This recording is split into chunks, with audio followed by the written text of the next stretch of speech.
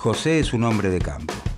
Hace años heredó miles de hectáreas de tierra de parte de su padre, que a su vez las heredó de su padre, quien las heredó también de su padre, y así hasta llegar al primer José de la familia, que no las heredó de nadie, sino que las obtuvo por favores de amigos influyentes. Manuel vive en la ciudad. Hace unos meses ha decidido pedir un crédito para iniciar un emprendimiento. Incentivado por un amigo ingeniero agrónomo, Manuel busca dedicarse a la producción de soja para exportar. Luego de asesorarse adecuadamente sobre el cultivo de esta oleaginosa, inicia la búsqueda de campos para llevar adelante su emprendimiento. Las tierras que Manuel quiere utilizar son las más fértiles y cercanas a los puertos, desde donde se exporta la soja al mundo. Por sus bondades, estos campos son los más codiciados para la ganadería y, por sobre todo, para la agricultura. Luego de una extensa búsqueda, Manuel encuentra unas tierras que le parecen las indicadas y se sienta a negociar con su propietario, José. ¿Serán beneficiosas para Manuel las condiciones que exige José para arrendarle su campo? ¿Algún exponente de la historia del pensamiento económico podrá ayudarlo con su negociación?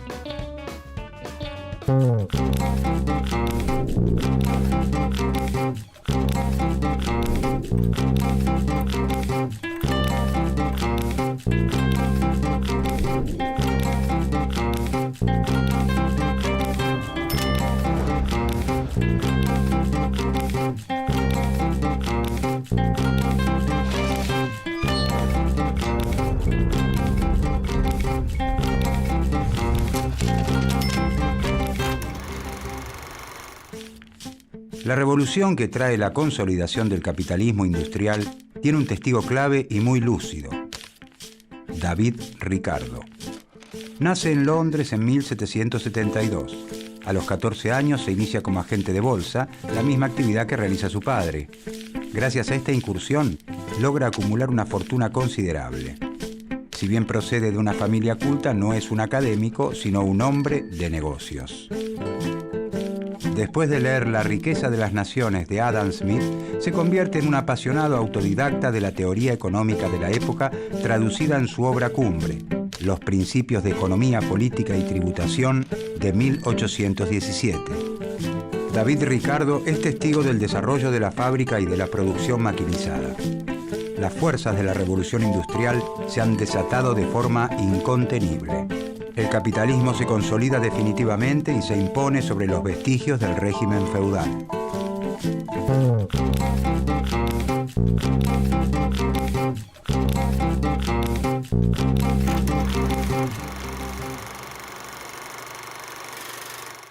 Con anterioridad a la revolución industrial, Inglaterra es una nación fundamentalmente agrícola. Allí todo se hace a mano. La tierra se cultiva a mano y a mano se fabrican las herramientas para cultivarla. La manufactura domina el campo y las ciudades. Hacia fines del siglo XVIII estalla la revolución industrial con epicentro en Inglaterra y desde allí se difunde hacia el resto de Europa occidental. El cambio en la técnica productiva que la caracteriza genera un gran impacto en la sociedad hasta entonces conocida, no solo en el nivel de producción alcanzado, sino también en las relaciones que establecen los hombres y las mujeres al desarrollar su actividad. Los cambios más importantes que se producen se vinculan con una innovación en la fuerza motriz utilizada. En 1769 se inventa la máquina a vapor y el mundo ya no volverá a ser el mismo. La máquina a vapor permite alcanzar niveles de energía y producción muy superiores a los conocidos. Esta se construye con hierro, y para fundir el hierro se utiliza carbón. De este modo, la nueva industria pasa a basarse en gran medida en el uso combinado del carbón, el hierro y el vapor. La manufactura, que se basa fundamentalmente en la reunión de trabajadores bajo un mismo techo y en la división de sus tareas, es desplazada por la gran industria. Las viejas herramientas manuales comienzan a ser suplantadas por la maquinaria. El sistema capitalista llega así a su madurez. Se expande el comercio de ultramar y se abren mercados en otros continentes.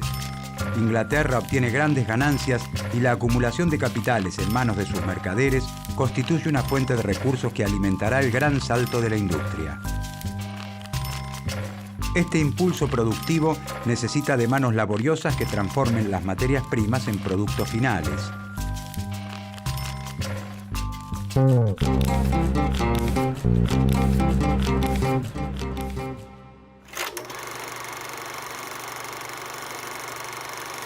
La sociedad estaba compuesta por el campesino, el capitalista y el terrateniente. El campesino trabaja la tierra, el capitalista fabrica telas y el terrateniente vive de la producción de sus campos. Entre 1760 y 1840, el Estado inglés dicta las actas de cercamiento, que hacen obligatorio el cercamiento de las tierras. El campesino, que vive por entonces en terrenos comunales en los que goza de derechos de pastura y recolección de leña y caza, debe abandonarlos. La misma suerte corren otros pequeños productores que no disponen de los recursos necesarios para cumplir con la ley. Todos ellos son expulsados a las ciudades. El terrateniente implementa las nuevas técnicas de cultivo que generan el aumento de la producción agrícola. Esto le permite prescindir de una gran cantidad de trabajadores en sus campos y abaratar sus costos. Además, con el gran crecimiento en la producción y exportación de textiles de lana, el terrateniente comienza a reemplazar parte de los cultivos por ganadería, actividad que también requiere una menor cantidad de trabajadores. La gran expulsión de campesinos y artesanos empobrecidos de las aldeas da nacimiento a una masa de hombres y mujeres que no dispone de tierras ni de maquinaria. Solo cuentan con su capacidad de trabajo y necesitan venderla para su subsistencia y la de sus familias. De esta manera, se incrementa la disponibilidad de mano de obra para la industria y los servicios.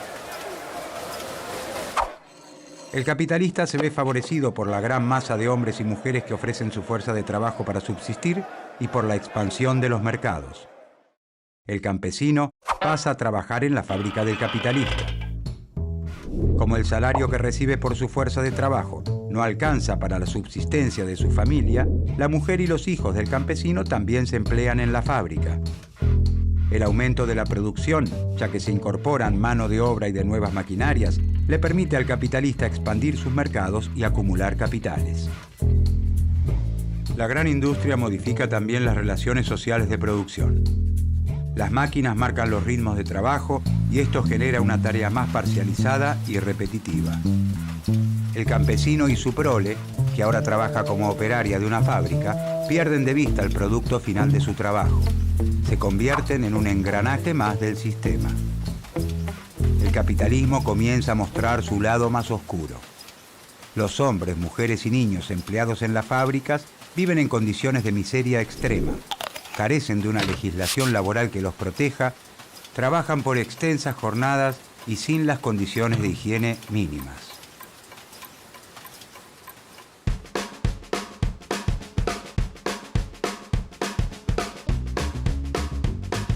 Manuel busca arrendar un campo para iniciar el cultivo de soja. Por eso se sienta a negociar con José. José tiene varias opciones para arrendar sus tierras a productores agropecuarios, por lo que decide sentarse a escuchar la mejor oferta.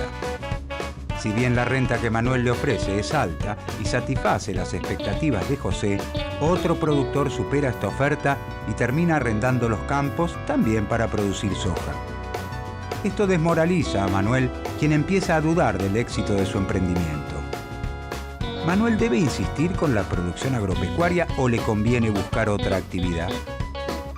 Las teorías de David Ricardo podrán ayudar a Manuel.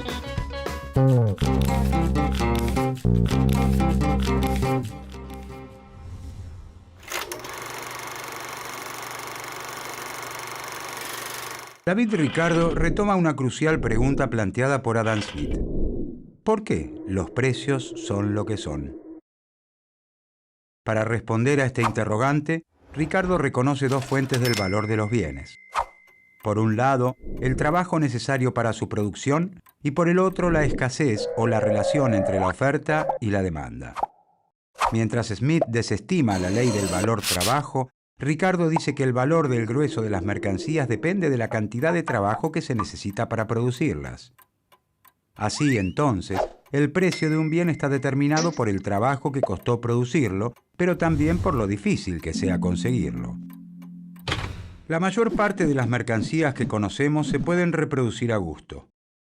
El fabricante de ropa, por ejemplo, puede llevar al mercado tantas prendas como desee. Basta con que adquiera las materias primas y contrate a los trabajadores necesarios. El valor de estas mercancías y el de todas las otras que se puedan reproducir sin problemas depende de la cantidad de trabajo que se necesita para producirlas. Cuanto más trabajo requieren, mayor es su precio. En estas mercancías, las fuerzas del mercado pueden hacer subir o bajar el precio de su valor natural determinado por el trabajo incorporado, aunque solo temporalmente. El precio está regido por el trabajo incorporado. Pero existen otras mercancías que tienen características diferentes. No pueden reproducirse fácilmente o no pueden reproducirse en absoluto. Si una partida especial de vinos Merlot cosecha 1983 de la región de Burdeos en Francia es de 3 botellas y son 9 los amantes del buen vino que quieren comprarlas, los demandantes competirán por quedarse con la preciada bebida y harán subir el precio hasta valores que pueden no tener ninguna relación con el trabajo que requiere su elaboración. En este tipo de bienes, el valor se determina por la escasez. Su valor es totalmente independiente de la cantidad de trabajo necesario para producirlos. Pero estos son solo una pequeña parte del conjunto de bienes que se intercambian diariamente en el mercado. El grueso de los productos puede ser multiplicado mediante el trabajo casi sin ningún límite, por lo que su valor, dice Ricardo, se rige por el trabajo incorporado y luego se divide entre los ingresos de las 3 clases sociales: el salario de los trabajadores, la ganancia de los capitalistas y la renta de los propietarios de la tierra.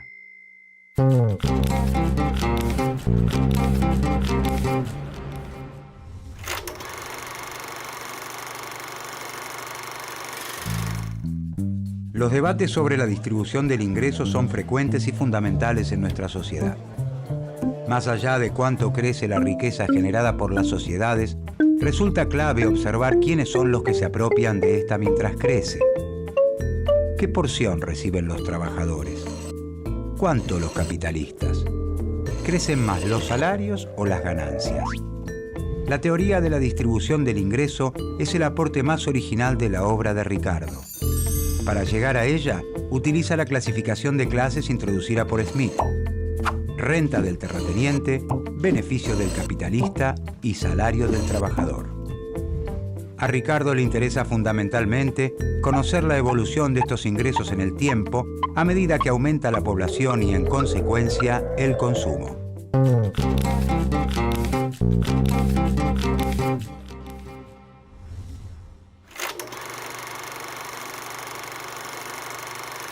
Ricardo asegura que los terratenientes ganan cada vez más. ¿Por qué?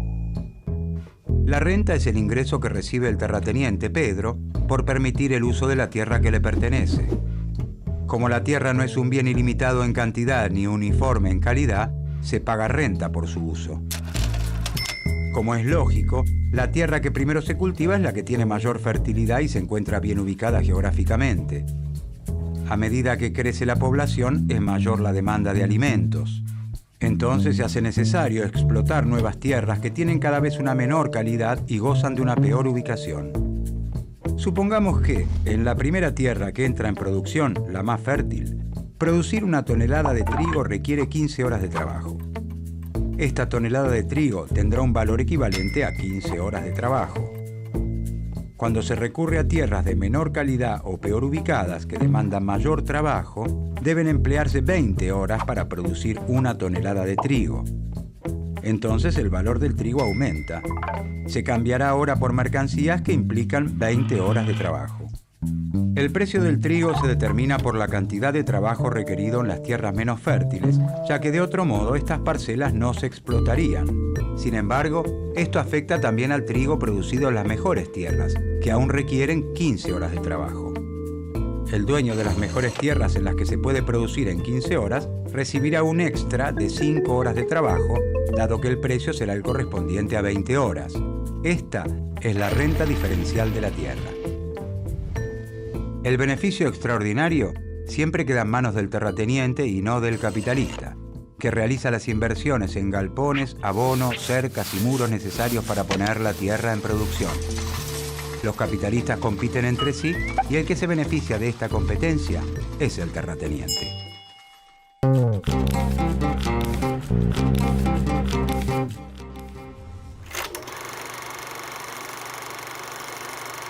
Ricardo considera que el salario de los trabajadores tiende a ubicarse en un nivel que alcanza solo para cubrir las necesidades de subsistencia del obrero. Ni más ni menos. Este mínimo de subsistencia depende del precio de los alimentos, de los otros productos necesarios para vivir y de las comodidades para el sostén del trabajador y su familia. Es decir, depende de la idiosincrasia de un país y de su grado de desarrollo, por lo que es más elevado en Inglaterra que en India o México. Según Ricardo, los salarios pueden elevarse transitoriamente por encima de este mínimo, pero esta situación no puede prolongarse. La mejora del nivel de vida de los obreros originaría nuevos nacimientos, lo que aumentaría la competencia entre los trabajadores, reduciendo el salario. En este momento histórico, Carlos, que es obrero, debe gastar la mayor parte de su salario en alimentos. Por lo tanto, el precio del trigo es un determinante central del salario. Cuando crece la población y por lo tanto la necesidad de alimentos, es preciso explotar tierras cada vez menos fértiles. Para que esto ocurra, debe crecer el precio del trigo y en consecuencia los salarios. De otra manera, los trabajadores no lograrían subsistir y los capitalistas no encontrarían quienes trabajasen en sus fábricas. ¿Pero es este salario realmente mayor? ¿Puede el operario comprarse ropa nueva o cenar con vino? Con ese salario mayor, los trabajadores podrán comprar la misma cantidad de alimentos que antes. Su situación no mejora ya que su salario real no se modifica.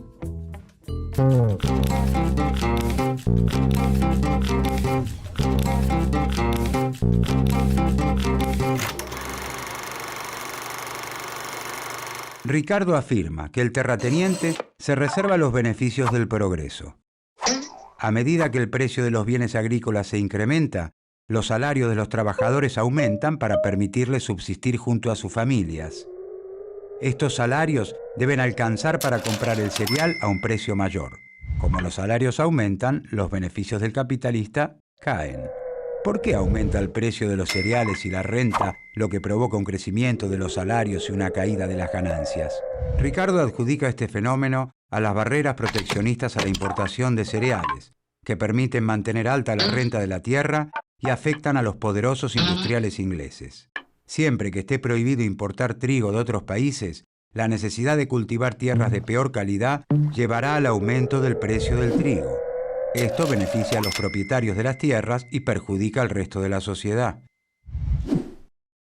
Ricardo se opone al poder de los terratenientes y afirma que sus intereses están en oposición al interés general de la sociedad. Como remedio contra el aumento de la renta, propone el libre cambio, que en lugar de cultivar las tierras viejas, estrechas y gastadas de Inglaterra, se importen cereales provenientes de las tierras jóvenes e intactas del Nuevo Mundo, que producen a menor costo, como Argentina. Luego de una larga batalla por el libre cambio, la burguesía vence. Logra la abolición de las leyes sobre el trigo. La reforma realizada por el Parlamento inglés en 1831, que anula el impuesto aduanero sobre la importación de granos, significa la victoria de los capitalistas industriales sobre la aristocracia terrateniente inglesa.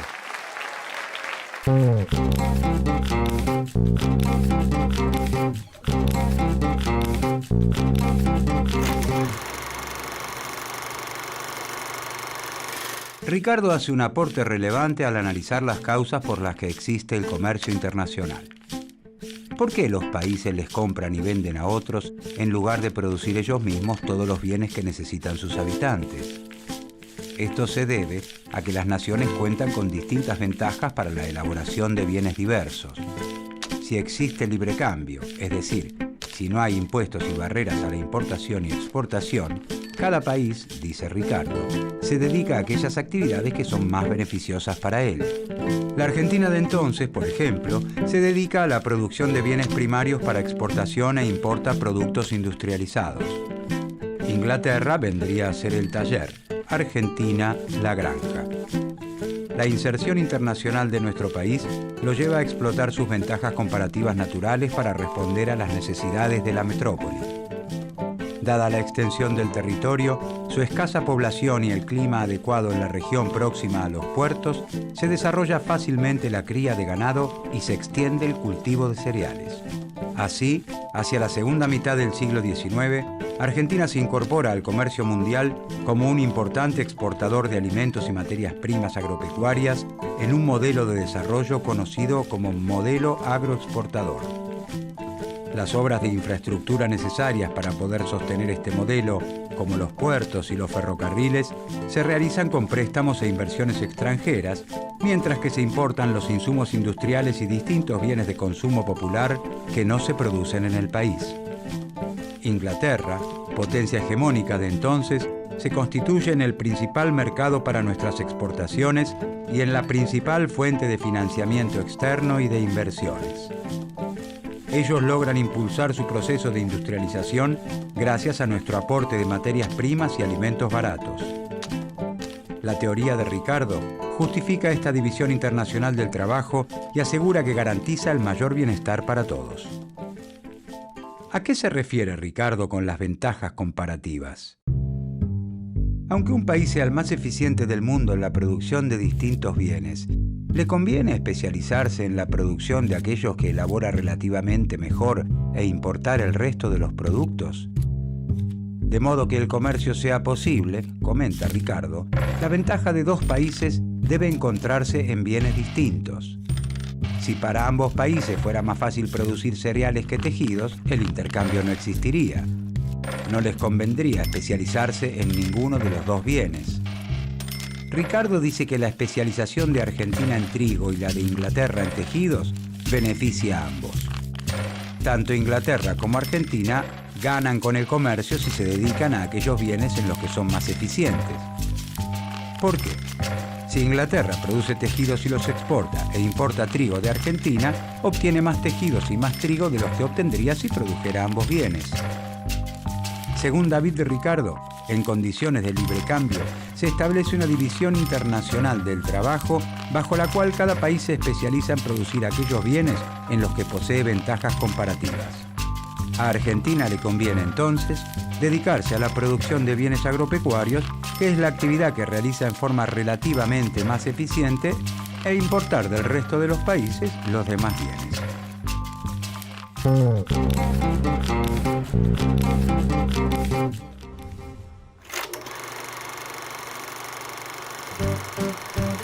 David Ricardo siguió siendo hasta 1870 el mayor inspirador, después de Smith, de la economía política. La ley del valor trabajo fue inmediatamente sometida a discusión. De la teoría de Ricardo se derivó una oposición objetiva de intereses entre los trabajadores y los capitalistas que explicaba la lucha de clases.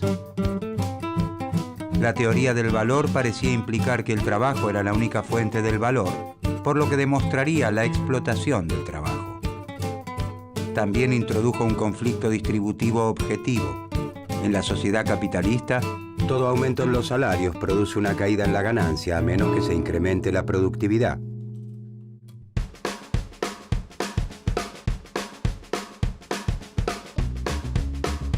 Manuel decide continuar con su emprendimiento sojero. Amplía la búsqueda de terrenos y, ayudado por la expansión de este cultivo, encuentra unas tierras aptas en el norte del país.